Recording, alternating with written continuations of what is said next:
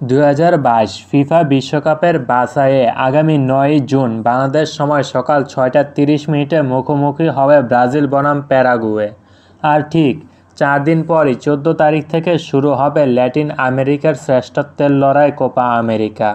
তাই এই ম্যাচটি হতে পারে কোপা আমেরিকা ব্রাজিলের শেষ প্রস্তুতি স্বরূপ। বাছাই পর্বে ব্রাজিল ও প্যারাগুয়েকে সর্বমোট 18টি ম্যাচ খেলতে হবে। এরই মধ্যে ব্রাজিল 4টি ম্যাচ খেলেছে, যার মধ্যে সবকটিতে জিতে 12 পয়েন্ট নিয়ে আছে টেবিলের সবার উপরে।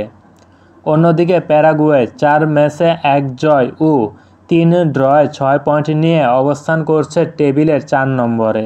বাছাই পর্বে নিজেদের ষষ্ঠ ম্যাচে ব্রাজিলের মুখোমুখি হবে এই প্যারাগুয়ে। ম্যাচটি হবে ব্রাজিলের ঘরের মাঠে।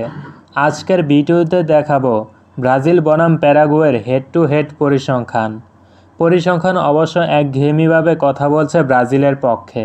এখন পর্যন্ত সর্বমোট 81টি ম্যাচ খেলেছে দুই দল, যেখানে অপ্রতিদ্বন্দ্বীভাবে ব্রাজিল জয় পেয়েছে 49টি ম্যাচে।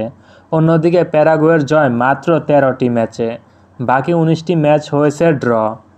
ব্রাজিলের সাথে প্যারাগুয়ের প্রথম দেখা হয় 12 অক্টোবর 1991 সালে কোপা আমেরিকা ট্রফিতে, যেখানে ব্রাজিল জয় পায় 3-0 গোলের ব্যবধানে, এবং সবশেষ ম্যাচটি হয়েছিল 27 জুন 2019 সালের কোপা আমেরিকা ট্রফিতে, যেখানে ম্যাচটি গোলশূন্য ব্যবধানে ড্র হয়। ব্রাজিলের সবচেয়ে বড় জয় ছিল 11 মে 1949 সালে কোপা আমেরিকাতে। সেই ম্যাচটি ব্রাজিল জয় তুলে নিয়েছিল 7-0 গোলের ব্যবধানে। আর প্যারাগুয়ের সবচেয়ে বড় জয়টি ছিল 1 এপ্রিল 1953 সালের কোপা আমেরিকাতে, যেখানে প্যারাগুয়ে ব্রাজিলকে 3-2 গোলের ব্যবধানে হারিয়েছিল।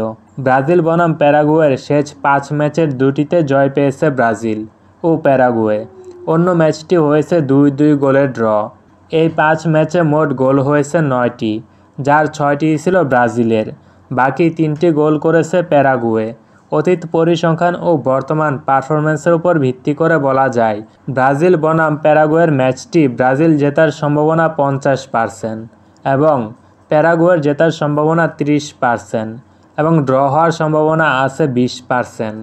দর্শক, আপনাদের কি মনে হয় ব্রাজিল বনাম প্যারাগুয়ে কোন দল জয় পেতে পারে? কমেন্ট করে জানিয়ে দিন। এছাড়া খেলাধুলার সকল খবরাখবর সবার আগে পেতে আমাদের চ্যানেলটি সাবস্ক্রাইব করে বেল আইকনটি বাজিয়ে দিন।